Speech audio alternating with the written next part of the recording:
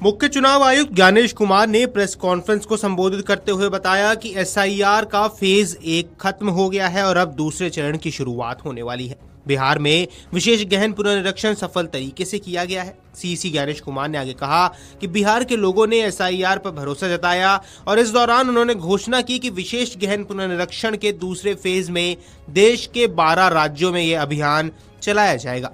इस दौरान मुख्य चुनाव आयुक्त ने कहा कि देश में 21 साल पहले आखिरी विशेष गहन पुनरीक्षण किया गया था। उन्होंने साफ किया कि एसआईआर में सभी योग्य मतदाताओं को जोड़ा जाएगा और अयोग्य मतदाताओं को वोटर लिस्ट से बाहर किया जाएगा।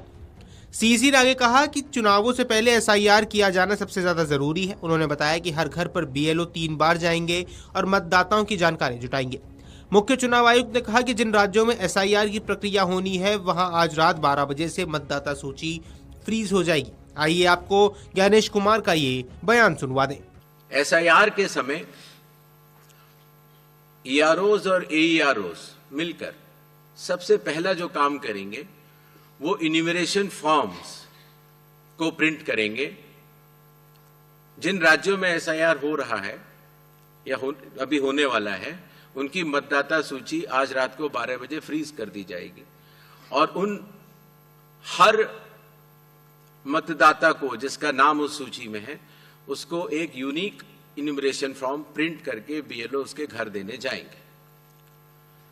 इन्यूमरेशन फॉर्म में वो आवश्यक डिटेल्स होंगे जो कि आज की मतदाता सूची में हैं। जब बीएलओ फॉर्म्स डिस्ट्रीब्यूट करना शुरू करेंगे एग्जिस्टिंग इलेक्टर्स को, उसके बाद इन्यूमरेशन फॉर्म में जिसका भी नाम है वो उसको लिंक करने का प्रयास करेंगे कि क्या उन्हीं का नाम 2003 की सूची में था। अगर था तो उनको कोई भी कागज और नहीं देने होंगे।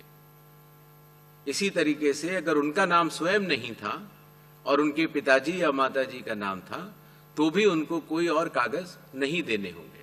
तो ये लिंकिंग और मैचिंग, बिहार जब हमने एसआईआर किया था तो सिर्फ बिहार की अवेलेबल थी और आज पूरे देश की 2002 से 4 में हुए एसआईआर की मतदाता सूची जो लिंक दिया गया है voters.eci.gov.in पर कोई भी देख सकता है और इस मैचिंग को स्वयं भी कर सकता है। आपको बता दें, विशेष गहन पुनरीक्षण का उद्देश्य मतदाता सूची में सुधार करना और इसमें नए मतदाताओं का समावेश करना है। इसमें नामों की जांच, पुराने मतदाताओं की पुष्टि और आवश्यक संशोधन शामिल होंगे।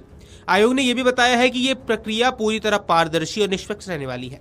एसआईआर के तहत मतदाता सूची में त्रुटियों को दूर कर नए मतदाताओं को शामिल किया जाएगा जिससे चुनावों में अधिकतम भागीदारी सुनिश्चित हो सके। आपको बता दें, देश के 5 राज्यों में साल 2026 के विधानसभा चुनाव होने हैं। इसमें असम, तमिलनाडु, पुडुचेरी, केरल और पश्चिम बंगाल शामिल है। हालांकि जिन राज्यों में इस समय स्थानीय निकाय चुनाव चल रहे हैं या होने वाले हैं वहां फिलहाल ये प्रक्रिया नहीं होगी क्योंकि स्थानीय स्तर पर प्रशासन चुनावी कामकाज में व्यस्त रहेगा। हालांकि अभी तक पूरी जानकारी सार्वजनिक नहीं की गई है, लेकिन अधिकारियों की माने तो पहले चरण में 10 से 15 राज्य शामिल होंगे। ऐसे में ये राज्य होंगे जहां 2026 में विधानसभा चुनाव होने वाले हैं। इन राज्यों में तमिलनाडु, पश्चिम बंगाल, केरल, असम और पुडुचेरी शामिल है। एसआईआर में मतदाता सूची की संपूर्ण समीक्षा की जाएगी और आवश्यक संशोधन भी किए जाएंगे। भारतीय निर्वाचन आयोग ने देश भर में एसआईआर अभियान की तैयारी में है। ईसी के शीर्ष अधिकारी ने हाल ही में सभी राज्य के मुख्य निर्वाचन अधिकारियों के साथ